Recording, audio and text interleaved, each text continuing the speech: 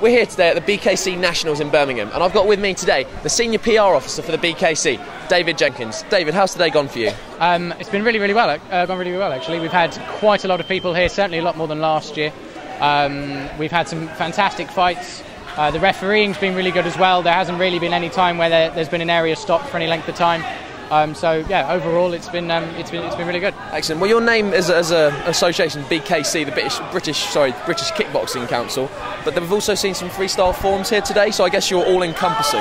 Yeah, I mean, we've had some freestyle forms, we've had some weapons forms, we've had some traditional forms. I know I've seen a few people with the kung fu and a couple of people with the weapons and stuff, which I think is fantastic. And yeah, it does show a bit of variety. I know a lot of the fighters as well are from a Korean Martial Arts Association as well, so we've had some Taekwondo people, some karate people. One of my guys is a karate person. We've had a lot of different styles, and I think that's one of the great things about kickboxing is that you can fit pretty much any martial art that involves striking, whether it's punching, kicking, both, into the kickboxing category, and everyone can get involved. Cool, excellent. So do you think as a sport, kickboxing needs that variety to continue to grow and improve? I think mixing up the variety is good. Obviously you'll see some fighters from certain styles will have better reverse punches, some people are better at the kick, some people are better movement, and I think cross-training is really important in any sport really, but certainly in our kind of sport where there are so many different versions of what we do.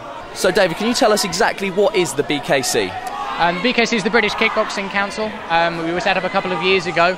We're made up of representatives from various organisations including WK, WPKA, ICO, and basically our goal is the recognition of the sport and all of the benefits that come with it, greater media attention, funding from the government, all that kind of idea.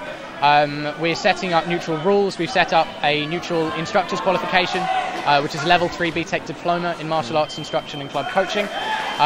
So basically we're trying to pull everyone together to make this sport what it should be, really. So it's a governing body for martial arts, which, I mean, like there are in so many other sports. Yeah, I mean, it's a governing body for sport martial arts. Some of the more traditional martial arts have already got recognised and already have governing bodies, but the sporting scene, which is obviously what we're representing here, doesn't really have that. So we don't have the unified rules, the unified health and safety, the unified child protection, all that kind of idea that we're now putting in place. Excellent. So how did the idea come about to form the British Kickboxing Council? Basically I contacted UK Sport, who obviously are the government's governing body for sport as a whole, and said, look, we've got a fantastic sport. We have hundreds of thousands of competitors around the country, millions and millions of competitors worldwide. How do we get it recognised here in Britain? And they basically said one organisation needs to take over, or you all start needing to work together. And obviously, that's a tough thing in martial arts. One organisation has been trying to take over, or every organisation has been trying to take over for years, and it's always been a struggle to get everyone to work together. I found that out, obviously. I spoke to the now Vice Chairman, my master, Curtis Page, and said, this is what we've got to do, basically, to get the sport recognised. That was on a Friday. By the following Monday, we had a list of something like 25 different people from various organisations saying, yes, let's do it.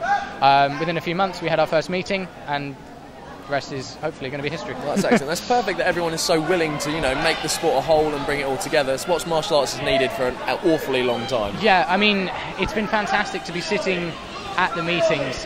Maybe it sounds a little bit sad, but to sit at the meetings just to sit at the meetings and to hear the words kind of, okay, someone to first that, someone to second it, everyone vote, unanimous in, and decisions being made by everyone and for everyone, which is the main thing, because it's not now one organisation going, we can do this. It's everyone saying, okay, we can all now sit together and get it done. Excellent. Well, being a martial artist myself and yourself, I think we can admit that decision making isn't a martial artist strong point in the whole, is it? So it's quite nice to hear that decisions are being made for our benefit. Yeah, and I mean the decisions are being made for everyone's benefit. I mean we're headed up by, or the chairman rather, is Paul Fowler, who is an RAF martial arts representative.